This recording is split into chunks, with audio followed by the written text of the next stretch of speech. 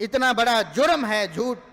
یا ایھا النبی اذا جاءک المؤمنات یبایعن، اے نبی جب آپ کے پاس مومن عورتیں بیعت کرنے کے لیے آئیں کہ ہم مسلمان ہونا چاہتی ہیں، ہم کافروں سے آئی ہیں بھاگ کے، ہم اسلام کی آغوش میں آنا چاہتی ہیں، مسلمان ہونا چاہتی ہیں، تو اے نبی پہلے ان سے عہد و پیمان لو، ان سے وعدہ لو کہ یہ جرم تم نے نہیں کرنے، چھوڑنے ہوں گے، تب تم اسلام کے حلقے میں داخل ہو سکتی ہو۔ اور اگر یہ نہیں کر سکتی تو پھر مسلمان ہونے کا کوئی فائدہ نہیں۔ پھر ادھر اور ادھر کیا فرق ہے؟ پھر اپنا دین بدلنے کی ضرورت کیا ہے؟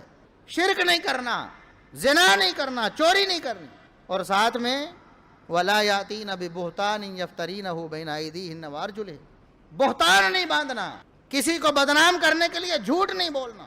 یہ شرط ہے مسلمان ہونے کے لیے، پہلے یہ شرط لگائی ہے کہ اگر اس کا اقرار کرتی ہو تو پھر بیعت کر لو، پھر اسلام میں داخل ہو جاؤ، ورنہ کوئی ضرورت نہیں۔ اب بتاؤ اگر اس وقت کوئی عورت کہتی کہ اللہ کے رسول میں ساری باتیں مانتی ہوں لیکن جھوٹ نہیں چھوڑ سکتی، تو اللہ کیا فرماتا ہے؟ اے نبی جب بیعت لینی ہے تو یہ شرط ہے، اس کے بغیر بیعت، اسلام کی بیعت ہی نہیں لینی اگر جھوٹ بولنا ہے۔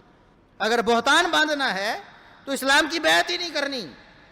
محمد الرسول اللہ صلی اللہ علیہ وسلم اسلام کی بیعت ہی نہیں لیتے جھوٹ نہ چھوڑنے کی وجہ سے۔ اور ہمارے ہاں ہم نے معیار یہ بنا لیا، جتنا بڑا جھوٹ بولے گا، جتنا بڑا جھوٹ، اتنا بڑا سیاسی ورکر ہوگا، اس کو بڑا عہدہ ملے گا۔ جتنا زیادہ جھوٹ بولے گا، جتنا جھوٹا پروپیگنڈا زیادہ دوسری پارٹی کے خلاف کرے گا، مسلمانوں کے خلاف، مومنوں کے خلاف، بھائیوں کے خلاف، جتنا بڑا جھوٹا ہوگا اتنا بڑا عہدہ ملے گا۔ کیوں؟ اس کے پاس ہنر زیادہ ہے، وہ زیادہ منہ پھٹ ہے، وہ زیادہ زبان دراز ہے، وہ زیادہ لوگوں کی عزتوں سے کھیل سکتا ہے، اس لیے اس کو بڑا عہدہ ملے گا۔ یہ ہمارا سیاسی معیار ہے۔ اللہ کے لیے اپنے آپ کو اس جھوٹی سیاست سے باہر نکال۔ سیاسی رجحان ہو سکتا ہے، ہر شخص کا ہو سکتا ہے، کوئی زور زبردستی نہیں، سیاسی رجحان آپ رکھ سکتے ہیں، لیکن اللہ کے لیے اس سیاست کی بھینٹ اپنے اسلام کو، اپنے دین کو، اپنے ایمان کو نہ چڑھائیں، اخلاقیات کو نہ چڑھائیں، اپنی جنت اس پر قربان نہ کریں، رسول اللہ صلی اللہ علیہ وسلم کی محبت کو اس پر قربان نہ کریں، اسلامی محبت و مودت کو اس پر قربان نہ کریں، اللہ کی رضامندی کو اس پر قربان نہ کریں۔ اللہ کو ناراض کر کے اگر آپ کو سیاسی فائدہ یا عہدہ حاصل بھی کر لیں گے، کیا فائدہ ہوگا؟ خاسرت دنیا والآخرہ، دنیا کا بھی نقصان ہے، آخرت کا بھی نقصان، دنیا میں بھی ذلت و رسوائی مقدر۔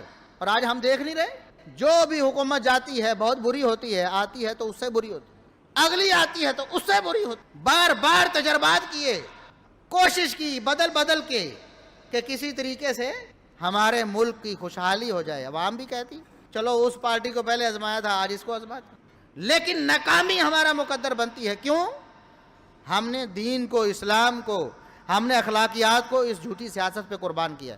جب تک ہم دین کو اولویت نہیں دیتے، ہم اللہ اور اس کے رسول صلی اللہ علیہ وسلم کے وفادار سب سے بڑھ کر نہیں بنتے، اس وقت تک ہمیں نہ چین مل سکتا ہے، نہ امن مل سکتا ہے، نہ ہمیں خوشحالی مل سکتی ہے، نہ ترقی مل سکتی ہے۔ وآخر دعوانا ان الحمد للہ رب العالمین۔